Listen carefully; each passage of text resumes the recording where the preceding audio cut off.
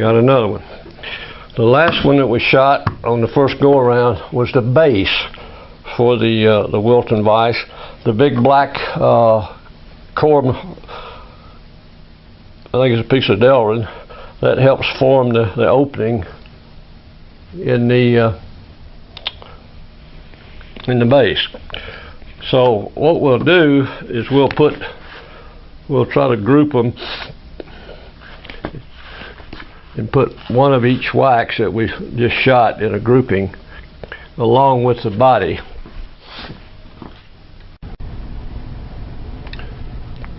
Okay, in the background you see the flask size that we'll be using. I think it's a 2.5 inch diameter by 4 inches tall, and in front of it the rubber base that this flask will be pushed down into and seal the flask, so when you pour the investment it won't leak out the bottom.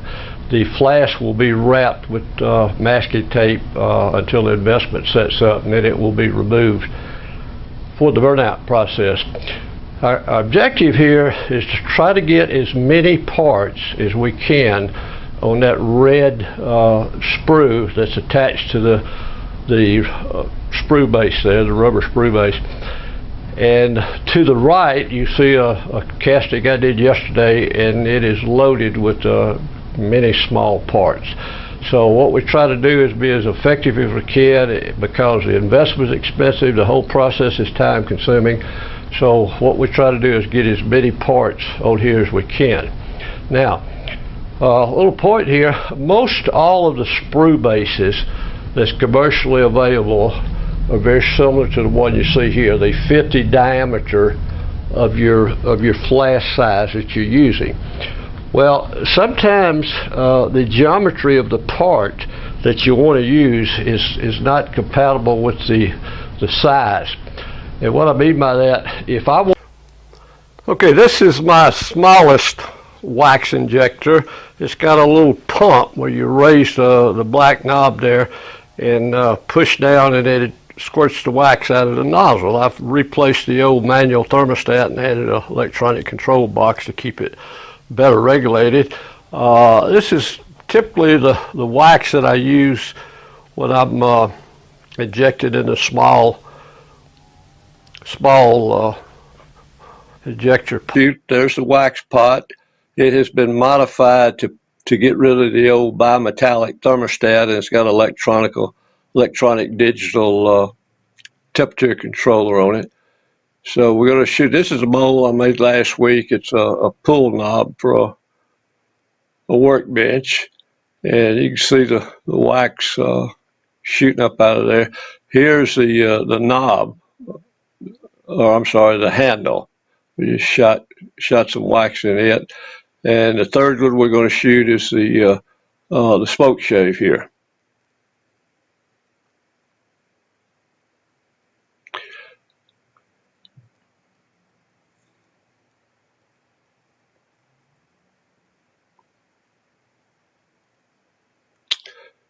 Okay, they're all full of wax. They're cooled down. So let's open them up and see what it looks like. The little knob. This bowl here had a cord in it. That's the white piece that keeps you. That makes you have a round impression in that pull knob discussion. And there's, I just tap that guy, just jump right out of there. There's the chisel handle. Pretty good injection on that. And let's see what the smoke shave looks like.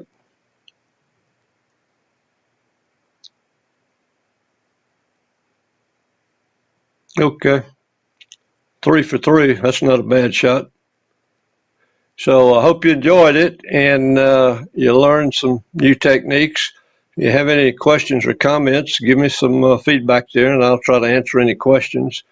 And I'll try to keep these videos coming out if there's enough interest in them. So that's all, folks. Hope you learned something new. Y'all come back again, you hear?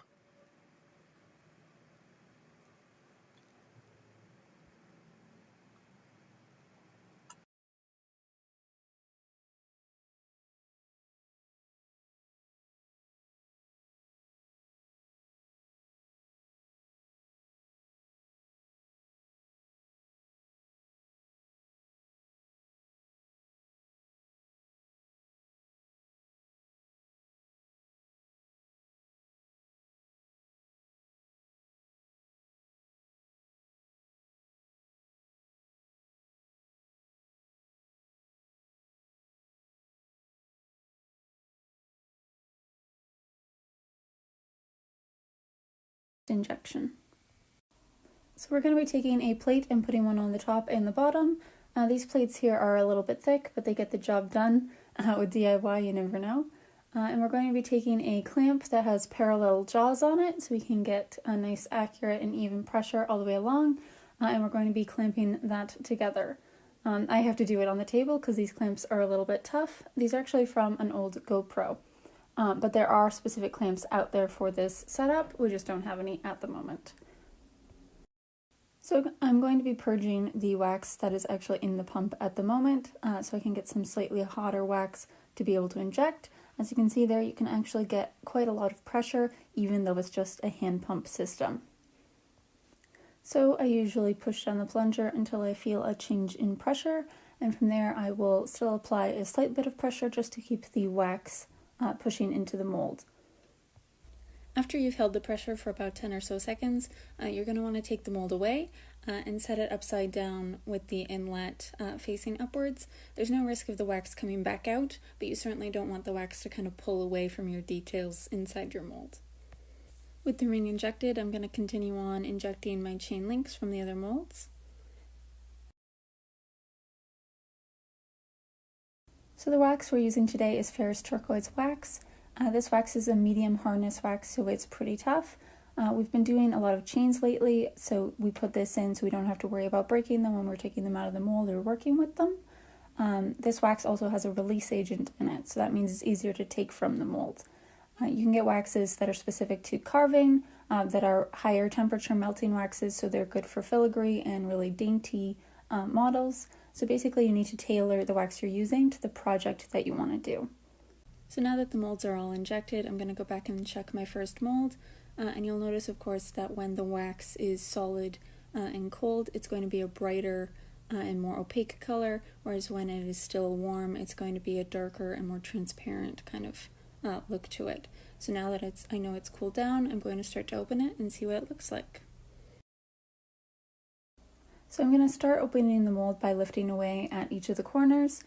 Generally, some molds work best if you open it from a specific direction, depending on how you put the model in the mold, and that's generally the side that we put our label on. So as you can see, I'm pulling at those corners, and I'm slowly going to pull the top off, revealing how well our wax turned out. If it's not that great, you can always just pull it out and chuck it back in the injector, but as you can see, it turned out pretty well. So I'm going to put quite a bit of pressure on each of the sides, pop out the sprue, and then pop out the ring itself. So if you want to know how to sprue and tree the injections that you just did, or maybe some hand-carved waxes, we have a video on how to do that already posted to the channel. If you like this video, please give it a thumbs up, and if you like our videos in general, please remember to click that notification bell. We don't post all that often, so it's going to come in handy. Again, thank you guys for watching, and we will see you guys next time.